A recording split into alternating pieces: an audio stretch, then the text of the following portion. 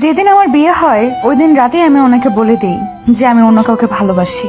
উনি চুপ করে সোফায় বসে পড়েছিল, একটিবারও এসে বিছানায় আমার পাশে বসেনি, একবার জিজ্ঞাসাও করেনি তবে কেন তার ঘরের বউ হয়ে আসলাম।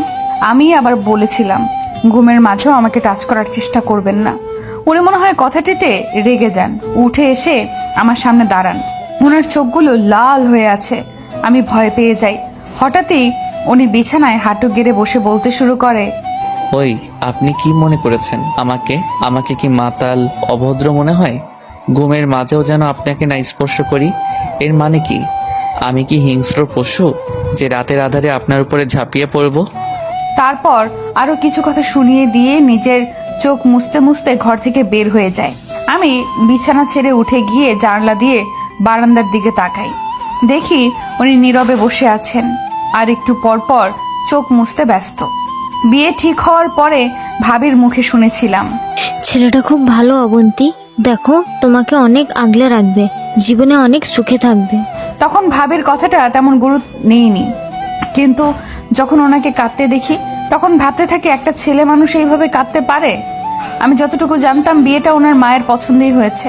হয়তো ভাবছে আমার যে ওকে পছন্দ নয় এটা যদি ওনার মা জানতে পারেন তবে খুবই কষ্ট পাবেন। ওনার মা ব্রেন টিউমারের সাথে লড়ছিল, কবে মারা যায় কোনো ঠিক নেই, তাই সব সময় আমাকে বলতো, আমাকে আপনার পছন্দ না এটা ঠিক আছে, তবে প্লিজ যতদিন আমার মা বেঁচে আছে আমার মায়ের খেয়াল রাখবেন, কখনো মায়ের অযত্ন করবেন না।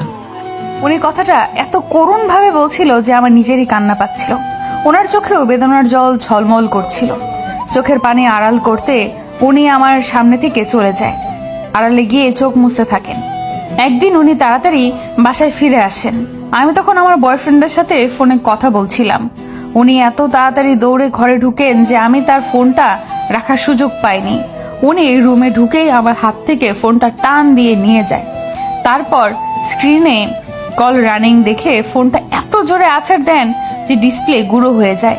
তারপর প্রচুর রাগে বলতে শুরু করেন, আপনার বাবা আপনাকে বিনা টাকায় এ বাড়িতে পাঠায়নি, দেনমোহরের 3 লাখ টাকা দিতে হয়েছে। বিয়ের গয়না আর অন্য খরচ বাবদ প্রায় 5 থেকে 6 লাখ টাকা খরচ হয়েছে। 12 বছরের সব জমানো ভালোবাসা আর টাকা দিয়ে তারপর আপনাকে এই বাড়িতে এনেছিলাম। এর কোনো শুকরিয়া আপনি আদায় করেছেন? কি চেয়েছিলাম আপনার কাছে? মোহরানার টাকা পরিশোধ করার পর আপনার উপরে আমার সম্পূর্ণ হক ছিল, তবুও এক মুহূর্তের জন্য আপনাকে স্পর্শ করিনি। বিয়ে করে আনার পর এ বাড়ির ছোট বড় কাজগুলো করাও আপনার দায়িত্ব ছিল, কিন্তু তাও কোনো দিন আপনাকে কিছু বলিনি। শুধু বলেছিলাম মাকে একটু দেখে রাখবেন। আর মা 1 ঘন্টা আগে তার খারাপ লাগার কথা বলেছে আমাকে ফোন দিয়ে। আমি অফিস থেকে চলে আসছি আর আপনি একটু পাশের রুমে গিয়েও দেখতে পারেননি আমার মা কেমন আছে? আর দেখতেও হবে না আপনাকে। দেনমোহরের অর্ধেক টাকা ফিরিয়ে দিয়ে চলে যাবেন এখান থেকে, আপনাকে আমার প্রয়োজন নেই। তারপর ওর স্বামী হনহন করে চলে যায়। ও কখনো এত কষ্ট পায়নি, ওর কথায় যতটা কষ্ট পায়। আসলেই তো এই বাড়িতে তার হাজারটা দায়িত্ব, আর তার কিনা ওর স্বামীর একটা আবদার পূরণ করতে পারলো না। আর কি যেন বলেছিল, 12টা বছরের জমানো ভালোবাসা মানে কি আসলে? যেদিন থেকে যৌবনে পদার্পণ করেন তখন থেকেই যে ব্যক্তি অনাগত স্ত্রীকে ভালোবাসতে পারে, ও কিনা তাকে একটি বারের জন্য ভালোবাসতে পারেনি, তার একটা আবদারও পূরণ করতে পারেনি। ধপাস করে ফ্লোরে বসে পড়ে। ওর স্ত্রী চোখ দিয়ে তখন অবিরাম পানি ঝরছিল। সেই প্রথম ও মন ভরে কান্না করে। হঠাৎ করে মাইক্রোবাসের দরজা টানার আওয়াজে ওর স্ত্রী হুঁশ ফিরে তাড়াতাড়ি ঘর থেকে বের হয়। দেখে উঠানে একটা মাইক্রোবাস দাঁড়িয়ে আছে, আর তার স্বামী তার শাশুড়ি মাকে কোলে নিয়ে ঘর থেকে বের হচ্ছেন। কি হয়েছে দেখার জন্য দৌড়ে যায়। দেখে ওর শাশুড়ির জ্ঞান নেই। বুঝতে বাকি রইল না যে তার শাশুড়ি অসুস্থ হয়ে পড়েছেন। ও ওর স্বামীকে কেবল বলল ও যাবে। কথাটা বলেই দৌড়ে রুমে চলে আসে। তাড়াতাড়ি বোরকাটা পরে রুম থেকে বের হয়।